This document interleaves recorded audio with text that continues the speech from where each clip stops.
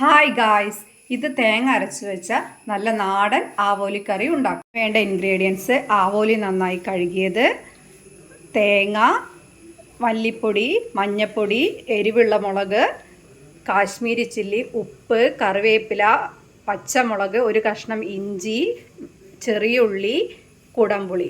ഒരു മിക്സിയുടെ ജാറിലേക്ക് കുറച്ച് തേങ്ങ, അര സ്പൂൺ മല്ലിപ്പൊടി, ചെറിയ സ്പൂൺ മഞ്ഞൾപ്പൊടി, 2 സ്പൂൺ എരിവുള്ള മുളക്, 1 സ്പൂൺ കാശ്മീരി ചില്ലി, 4-5 ചെറിയുള്ളി.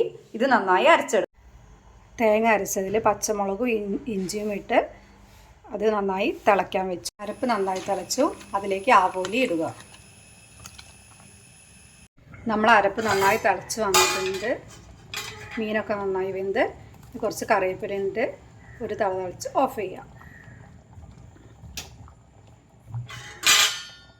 പാന് നന്നായി ചൂടായി കുറച്ച് വെളിച്ചെണ്ണ ഒഴിക്കുക. മുറിച്ച് വെച്ച ചെറിയുള്ളി ഇടുക. ചെറിയുള്ളി നന്നായി മൂത്ത് വന്നിട്ട് മൂപ്പിച്ചത് കറിയിലേക്ക് ഇട്ടു. അങ്ങനെ നല്ല സ്പൈസിയും സ്വാദിഷ്ടമായ ആവോലിക്കറി റെഡിയായി. ഇതുപോലെ നിങ്ങളൊന്ന് ട്രൈ ചെയ്ത് നോക്കണേ.